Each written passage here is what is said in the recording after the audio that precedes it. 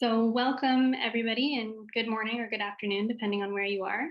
I see a lot of familiar names in that participants list. So some of you may know me already, but I'm Emily Mashing, the Director of Product at Riipen, formerly Account Manager, formerly Client Success, formerly Connecting Associate. So some of you may have met me in other roles as well.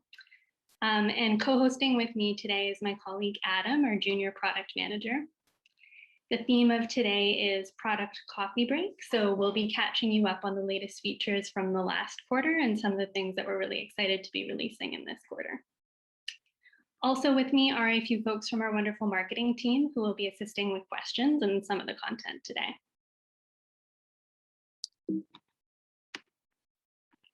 So first up, just a quick overview on the agenda. What we're first going to run through is a little overview of the last quarter, some of the things that we released that we think are relevant and interesting to everybody here on this call.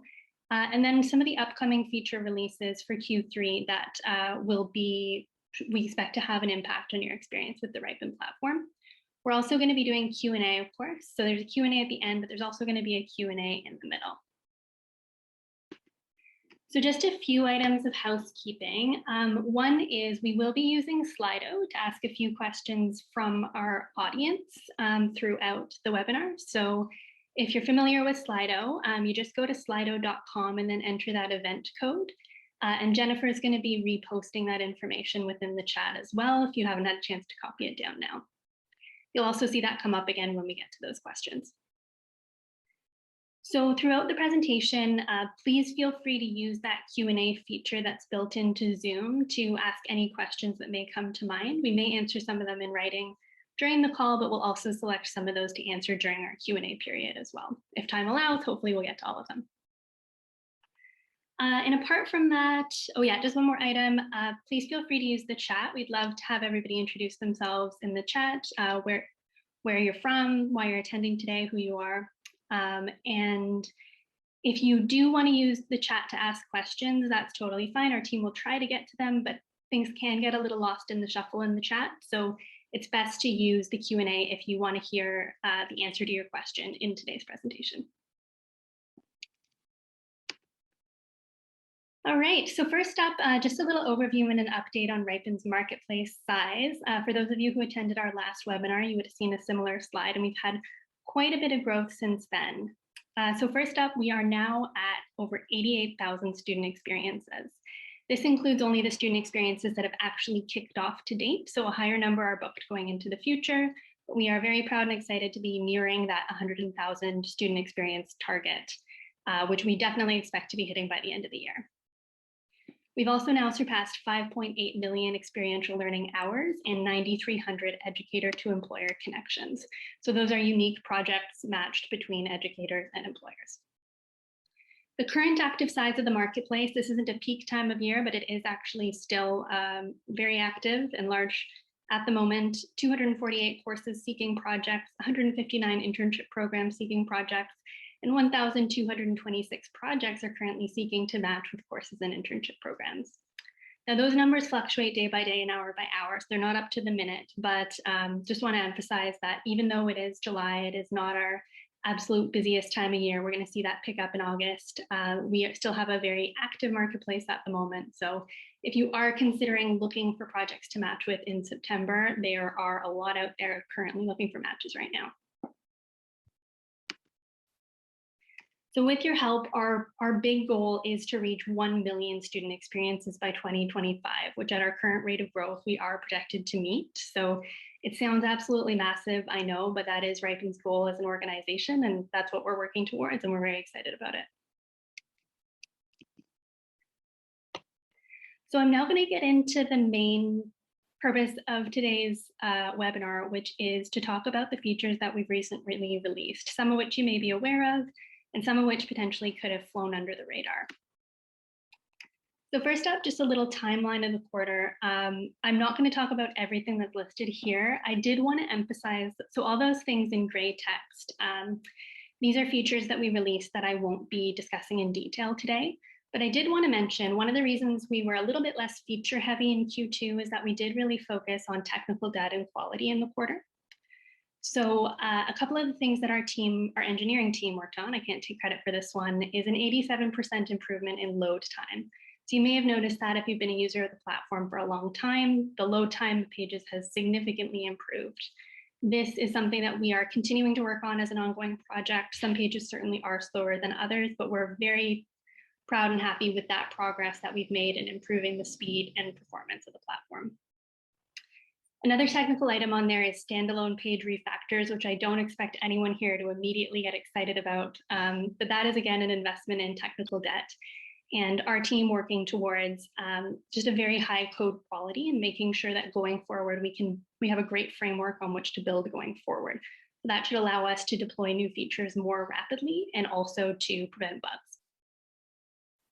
Those features in blue we will be discussing, so I will hold off as we get to each one of those. So first up in our biggest release of the quarter was improvements to the employer sign-up experience. So I know most of you on the call here today are educators. So the impact on you here really is a greater number of employers in the marketplace and slightly different information that we collect from those employers. So the feedback that we were getting prior to this release was that the sign-up process for employers was a little bit too long, a little bit too cumbersome.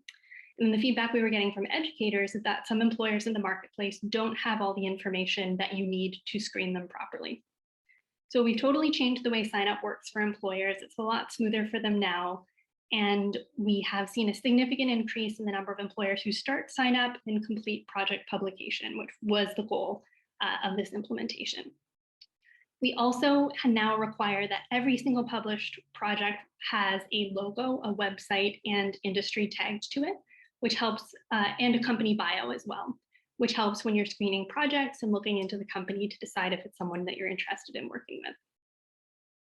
The outcome that we've seen from this so far is a 17% improvement in employer conversion rate and a 0% drop in project publication rate. Because of course, anytime you require more fields, we always worry, is that going to put people off from publishing? No, it appears it did not. So we were very happy to see that. And I'm going to pass the baton to Adam to talk about archive chats. All right, thanks, Emily. Yeah, this is archive chats. This is a little one, but it's the little details done well that build up to make a great product in the end. So always excited about that. Even if it's a small feature, we've done this to improve the messages experience, especially for our high volume users. So as always, done based on feedback from our customers. And that, the longer that they use the platform, the more conversations that they're having with users, about their courses, internships, or projects, the more difficult it was becoming to keep track of those conversations, what with the old chats lingering around beside the new ones in the messages. So now you can actually archive old chats, kind of clear them out of there, so you can focus on what's relevant and important for you at the time. This just makes it, the goals of this were, to make messages easier to navigate, to allow you to focus on the active conversations, and to remove, the conversations from the primary view while retaining all your data. And that's important. So one thing to note is archive does not mean deleted, of course. Just like in email, you can get those conversations anytime you need it. They're stored in the archive section of the messages, just tucked away for a more pleasant experience for you. And yeah, I think I'll send it back over to Emily for the new dashboard improvements here. Great, thank you, Adam. So this particular item, this particular item is one that if you have used the platform recently, you're very likely to have seen, but you may not have understood why we've made the change. So I just wanted to elaborate a little bit on the dashboard menu improvements. What we've done is we've basically reordered and reconfigured what a user's dashboard menu looks like. So I'm just showing you this live in one of my test accounts so you can get a look at it. You may remember previously this was just a flat list with all your tabs in it. Could get a little confusing to navigate. You didn't know what each tab related to. So we've now broken it down into subsections where, like as an employer, for example, I've got my membership separate from my content, separate from the things that I've matched with. So you'll see this change across all of our different types of dashboards: employer, educator, school, company, and so on. And the intent is just to make the dashboard a little bit easier to navigate and make it easier for you to find the most important content within it. So we're still collecting feedback on this one. It is relatively recent. So if you do have any input on that change, we would love to hear it. Now, just one moment where I try to find my place back in the slides. Back to Adam for request expiry. Cool, yeah. This is actually a larger change here. Pretty exciting stuff, and less of a visual change in the platform, and more of a process thing. And you may have actually noticed it while using it over the last couple of weeks or last month. So we've extended the request expiry timeline and created some consequences for request expiration.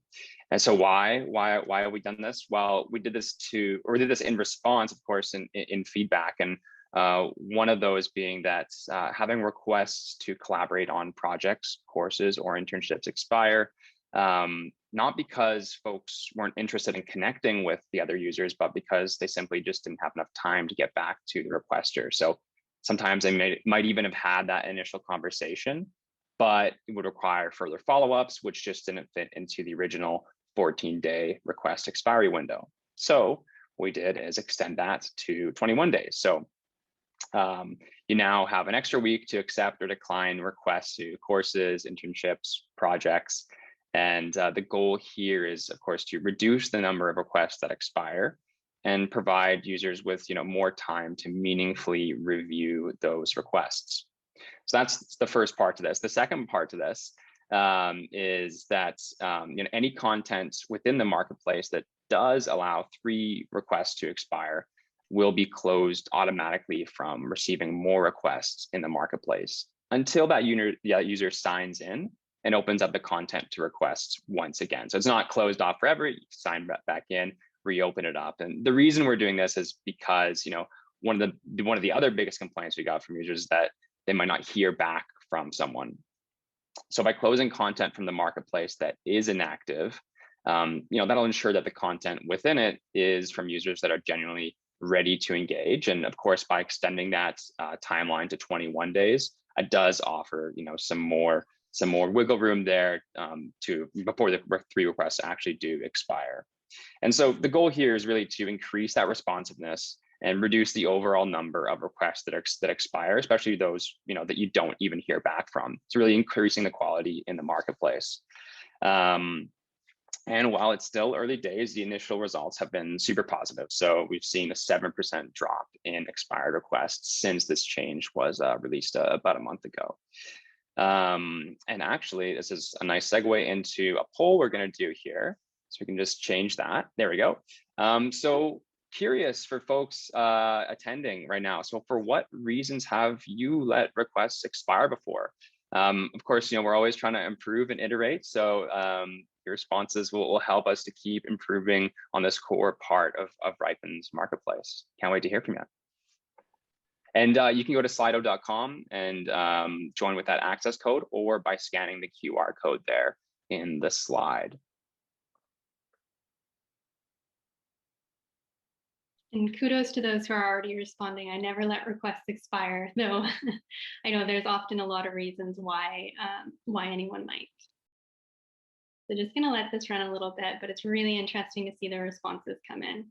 And this feedback really does help us make modifications. Like, for example, it is really, really great and interesting to see that I didn't have enough time is the leading factor so far. That's super interesting for us to know. And that is one of the reasons why we did extend that timeline. So it's very validating to see that. We hope that with 21 days now, rather than 14, this will become less of a factor in request expiry.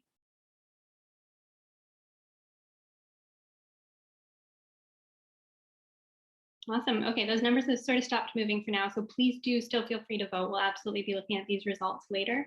But it does seem like I didn't have enough time is the #1 factor, which is great to see, very informative. Our second leader is those star customers who never let requests expire, which is awesome. They're not realistic for everyone.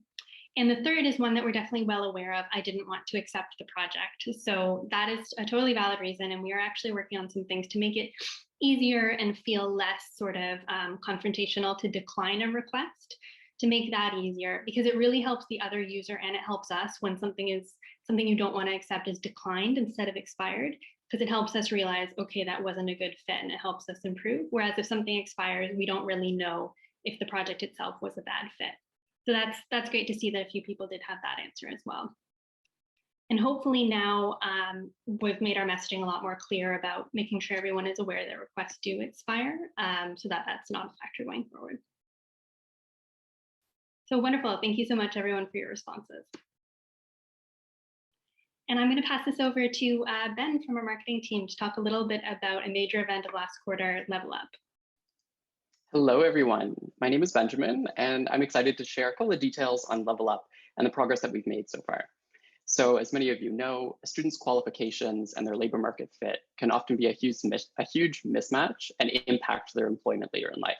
And so basing off of this and aligning with Riipen's mission to eliminate undergraduate or graduate underemployment, we received $12.25 million in investment from the Government of Canada to help launch Level Up.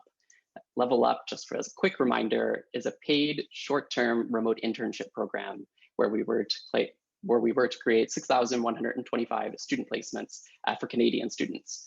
These students interacted with employers from all over Canada and the US on 80-hour-long placements outside of their studies to help improve their employability and as well get a better sense of what career market skills are in need directly from employers themselves. So to share a couple of details that are on the screen there, and I thought I'd add a few that aren't, the program was overall extremely successful, and it's still running until March of 2022. In the first 90 days that we launched, we had just over 10,000 students check their eligibility, and we're proud to say, as the first line says, that we've now booked all 6,125 of those student experiences out to the end of the program in March 2022. There's a little bit of progress, there's a few progress stats on the screen there. So 750 companies provided over 2,000 projects. There's several thousand projects underway. And one of our proudest metrics is that 3/4 of all students who participate in Level Up meet an equity seeking or underserved group. And so we're proud that we're able to reach Northern Canada and other types of groups within the region that really do need these work integrated learning projects as part of their curriculum, but also to help improve their employability as they begin to enter the labor market. To bring kind of a real aspect to it, I thought I would share two specific examples. And so two short video clips, one from a student, Gabrielle, and one from an employer, David, about what their experience was like actually participating and using Level Up.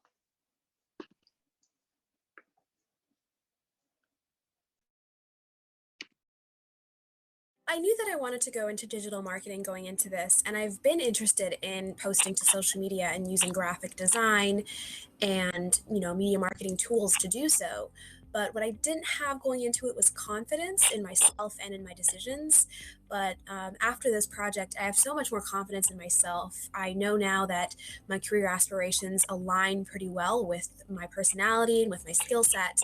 I showed a lot of initiative during my time at the project, and the organizer had a lot of great things to say about my tasks and how well I performed them. And that gave me a lot of confidence and has instilled great confidence going forward for me to continue in this role that I've been aspiring to continue with. So it's been very helpful, and it's been a good impact in my career aspirations.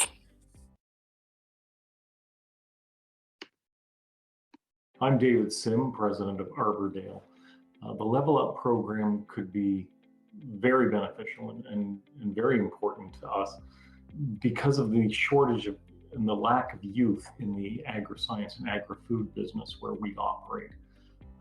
We have a need for enthusiastic people who can complete short-term projects in both marketing communications and in our sciences section. And the opportunity to present those youth with a view of agri-science gives us, again, the chance to perhaps interest them in moving into a sector that could desperately use the help and the interest of Canada's youth, and at the same time help us complete projects that support agribusiness and agri-science, making better gains in livestock. These are two very specific examples from the Level Up program, but we actually have a ton more to share. And so we've launched a new webpage dedicated to showcasing these incredible stories called riipen.com/love. My colleague Jennifer just posted that in the chat. And so please feel free to check that out and explore other stories and testimonials from both students and employers who participated in Level Up. We'll be sure to share kind of more details as the program expands, but all in all, it's been a huge success. And thank you for all of you that have been able to participate and help share it here in Canada.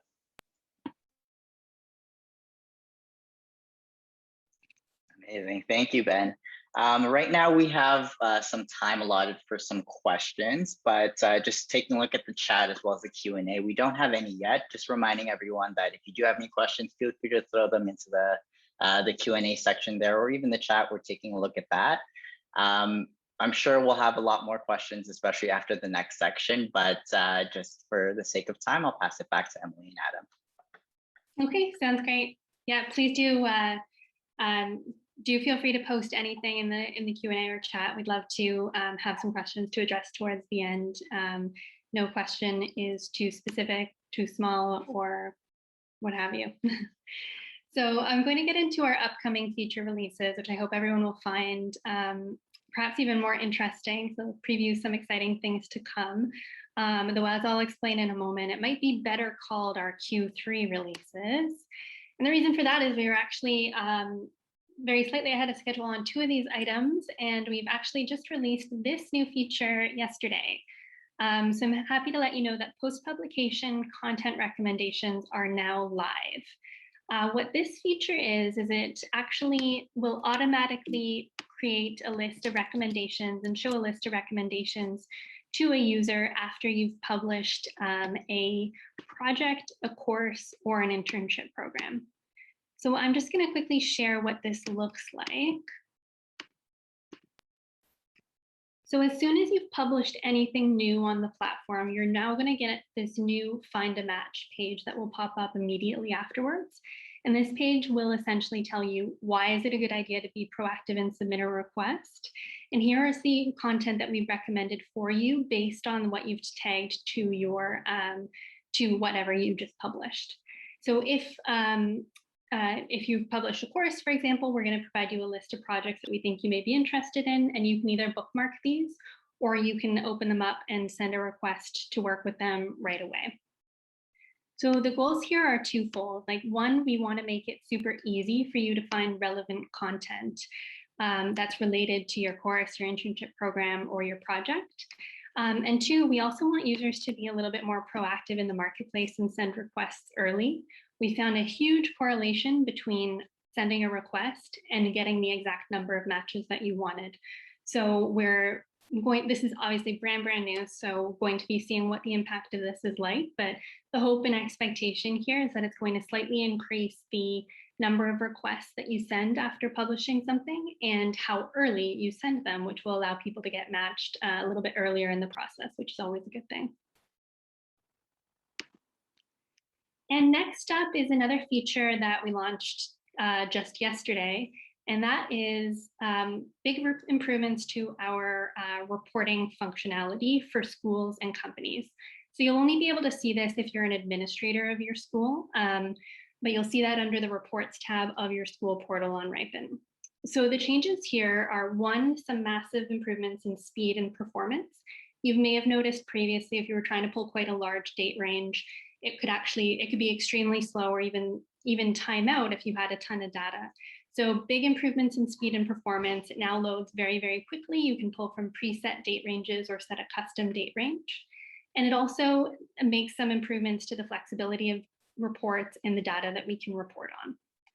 So most importantly, we've added internship program data, which previously we only had course data, which was definitely something we wanted to work to correct as soon as possible.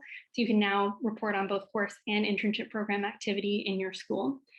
That data runs a lot more quickly. There's a few more tracked fields here. We've added tables for courses, internship programs, members, and students, so you can see sort of more granular data on each of those data points. And then lastly, we really just built a framework here that's going to let us build onto reports going forward. So we're very interested in getting feedback on this new feature. If, as you're navigating it, you might think like, okay, this is great, but what I really need is data on this. Please do shoot that feedback over to us. We'd love to hear it. It is easier for us to add on to reports going forward than it has been in the past. Over to Adam to talk about custom questions. Thanks, Emily. Yeah, super excited about this one because it's been one of our most requested features, actually. So with this, we want to allow educators to set custom questions that employers must answer in order to apply to your courses or internship programs. So if you want to know if an employer can provide a specific type of data set, for example, or has a certain amount of employees or revenue, or I see it in the chat there, like if you want to make sure they have a specific goal in mind, I think the question was from Needy, you can ask those questions and make sure you're getting that info with the employer's request. So when they actually request to work with your course or internship, or have your students work on their project rather. So, rather than having to schedule a call just to find out all that key information that might kind of go above and beyond your course page or their project page, you can actually find that out in the request and use it kind of as a screening mechanism. And what we hope this will do is free up that valuable time when you do book the calls with employers to actually progress that conversation to other things like the project itself and what the students are going to work on. And why are we doing this? Well, feedback, right? This has been one of those most requested features, and really has been the bulk of requests that educators are declining on the platform we're finding are from employers whose project scopes just don't actually fit the criteria of the courses or internships. So there is some sort of misalignment there in terms of what's being displayed on the courses, internship programs, and what the employers can actually do and provide in that experience with the students. So this is one of those things we're trying to do to help shift that alignment and allow for better connections. And of course, the goals are to increase the quality of the project applications, make screening more efficient for educators as those projects coming in, and allow for programs with very specialized requirements to recruit more specific projects. And of course, require employers to agree to these commitments, before submitting a project. So that's, another complaint is that, I think it's a small minority of the time, but, you might have someone, actually, there might be a bit of a misalignment in like what the commitments are between the conversation and then when the project actually starts. So kind of nipping that in the bud before it begins. And while this seems like a really educator-focused feature, it actually helps both sides of the marketplace, as employers will now have a better understanding of expectations from the educators whose courses and internships they're actually applying to. And especially those ones that require specialized requirements from partners. So before they even apply, they're going to be able to understand, like, am I actually a good fit for this course or internship? And if not, it allows them to use their valuable time in their day just to go to the next course and find the fit that actually works for them. Yeah, I think that's it for custom questions. Super excited about this. Hope to see it roll out soon. On to team creation. Another one of these things that I'm very excited about. I think maybe a few attendees here I've actually spoken to, trying testing out some new features. You might hear from me soon as well to actually go through some prototypes. So again, kind of on the educator side of things, what we want to do here is help smooth out some wrinkles in actually inviting students to start your course and start those projects with employers. So focusing on the team creation side for students. So why are we focusing on this? Well, it's no secret that as educators, you have a lot on your plate, from setting up your curriculum, finding placements, teaching the lectures, of course. So naturally, anything we can do to reduce your workload on Riipen is better. And that's part of what this feature is about. Of course, the other reason is, to improve the student experience and reduce any room for confusion as they begin their projects with companies, which is obviously a really crucial time for the students. And the feature is still in the early design stages. So don't want to focus too much on what specific pieces are going to be implemented, but more so the highlights of what we're trying to accomplish here. And that really is allowing educators to create all teams at once, rather than having to repeat the process for each team of students for each project, being able to do it in one quick, seamless wizard. Allowing educators to add multiple students to a team at once within that process, and allow for auto generation of student teams. So, of course, there's a group of educators we find on our platform that want to have, total control in creating each individual student team. But of course, for another group of folks, that's just more work. And what we want to do is try to allow you to kind of take that off your plate. This is specifically useful for folks teaching online courses. They're completely online, where students might not even know each other and might not know how to take that first step to creating their own groups. Allow you to just quickly auto-generate the teams that are going to work together with a certain project. And of course, the goal here is really to reduce that workload while giving you maximum control over that experience, and make that sign-up process even smoother for the students, that when they're coming on, they're not having to take the additional step of, okay, now I'm on my course page or internship page, and then having to find the projects from the employer that they're working on. They're just signing right up for that specific employer's project. Yeah, I think that's it. I'll send it back over to Emily. Great, thank you, Adam. So next up in Q3 are some work that is currently in progress. Changes to the way we tag content and changes to our recommendation engine. So one thing that will be like the most apparent to you as a user will be subcategories. So we're now going to be allowing you to tag not just a top level category, but a more specific granular subcategory to courses, internship programs, and projects, as well as in your interests on your profile, with the goal here of improving the searchability of content, because instead of, for example, just searching for marketing in the project library, you'll be able to search for SEO and get a lot more specific, tailored results for what you're looking for. You can also search for multiple subcategories simultaneously if you are teaching in a broader domain, but you know there's a few topics that you may be interested in. The result on the back end here is, so search, I think, is a huge one, letting you browse through with those more powerful search filters, but recommendations are another one. Our recommendation engine relies in part on the categories that are tagged to your content. Categories inform us a lot about what you're looking for, but because they can be so broad, like again, if you look at that example of marketing, like there's so many different topics under it, or looking at the topic of operations, the way people may define that to be quite different. It should help us to create much more accurate recommendations between courses and projects, or internship programs and projects, once we have that subcategory information tagged to it. So our goals here are to really make categories more inclusive, so to help make sure that everybody can find a subcategory that actually relates to what you're teaching and what you're looking for. Make it easier for you to find exactly what you're looking for in the Explore pages, rather than finding a huge list that you have to sift through, and to significantly improve our recommendation engine.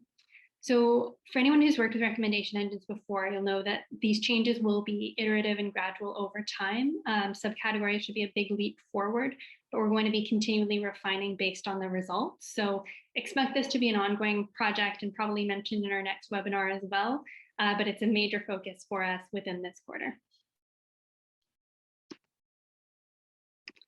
So I'm going to ask you to go back over to Slido. If everyone's still got that open, again, slido.com, and you'd enter that code or scan that QR code. And we're just really interested in hearing, like, from those features that we've discussed in the Q3 list or the upcoming list, are there any that you think that you'll be using, or that would really improve your experience on Riipen? And if there's something you're interested in that's not on that list, there will be a question for that too. So just consider from what we've discussed so far, if there's anything in particular that you're interested in using, or that you think would make a meaningful difference in your experience on Riipen.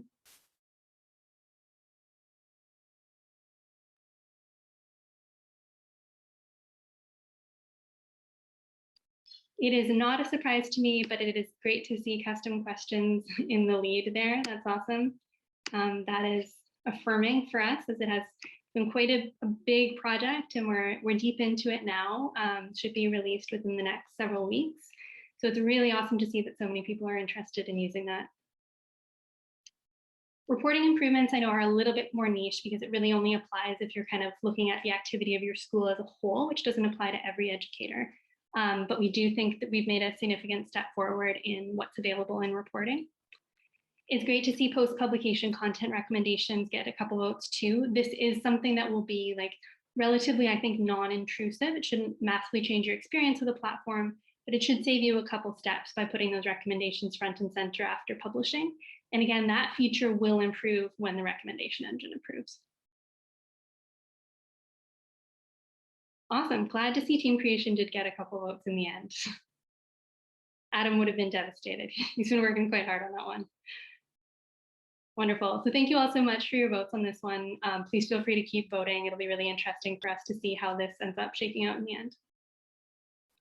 So all of these are on the docket for Q3 custom questions. I did put August in there. That is the expected timeframe for release for that feature, but we will be putting out communication when we're a little bit closer to the launch for that.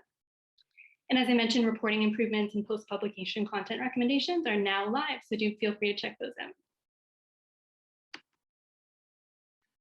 Oops, sorry. Overshot.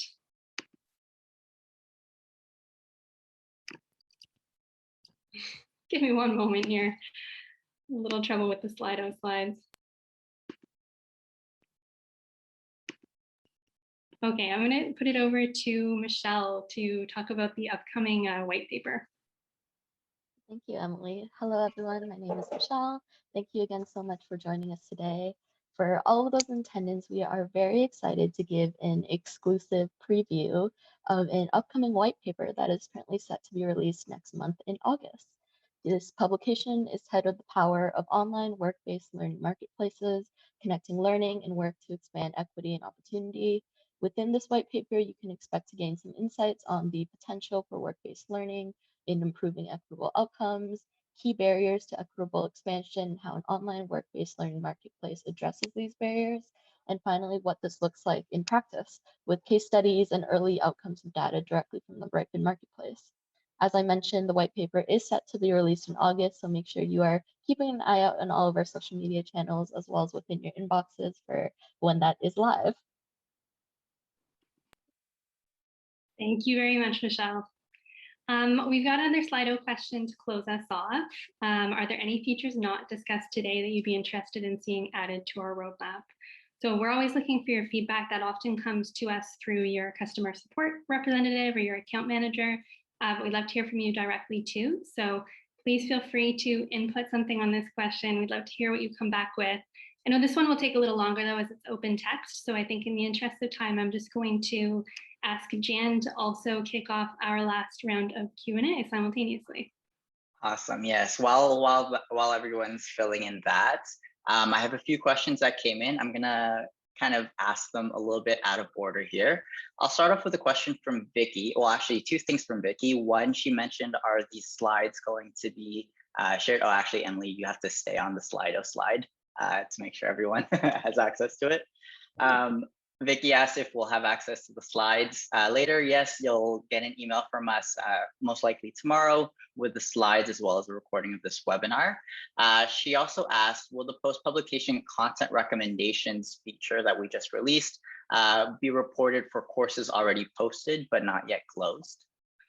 Yes, actually, great question. So it is, post-publication is maybe a bit of a misnomer, but it's actually available at all times. So if you want to see it on a course that's already published, just click through the wizard to the last step and hit save and finish, and you'll see those recommendations come up. Awesome. I'm lumping two questions together here about Level Up, and I'm going to pass it over to Ben. The first one is Level Up only for domestic students, or is it open to international students as well? And then another question is, Level Up sounds a little bit like Parker Dewey. Are there any key differences between the two? Yes, great questions. So I'll start with the first one. Is Level Up only for domestic students, or is it open to international students as well? So with this first round of Level Up and our first attempt at trying this model, it is only open to domestic students here in Canada. That's largely a requirement of the funding that's given by the Government of Canada. But because this is only the first iteration, and as we're quickly looking at expanding this, there's been a tremendous amount of interest from international students in both Canada and the US to participate in programs like Level Up. And so we're rapidly trying to expand this both in Canada, but also into the US to provide that opportunity for international students to participate as well. Right now, there's still a page up on our website, which is riipen.com/levelup, where international students can indicate which of the eligibility criteria might pose a problem for them. And so we can reach out to them with specific information about that when we have new developments that come along. So I highly encourage you putting your name down for that so you get kind of first access as that comes out in the future. The second question, Level Up sounds similar to Parker Dewey. Are there any key points of differentiation? Great question, and I totally see where this is coming from. So there certainly is overlap, and there certainly are kind of similar points to it. I would say a couple of the unique or different points are that the advantage of using the Riipen marketplace, and so students are able to browse a broad variety of projects in a huge marketplace from employers all across Canada, the US, and of course other countries as well. That kind of student-led piece does align a little bit with Parker Dewey, but ultimately, I think where Level Up really provides a bit of differentiation is that there's no cost to the employer at all, and students receive 100% of the funds through the program. And so this program was government funded through a $12.25 million grant from the Government of Canada and in-kind support from Riipen. And a huge portion of that went directly to students to be able to pay them a living wage. So $15 to $18 an hour at 80-hour-long projects, whereas some of these, it can kind of vary a little bit depending on other types of platforms that you use. So I would say those are a couple of the key points in that broad variety of options for students, 100% of the funds go to students, and that there's no cost to employers to do a program like Level Up.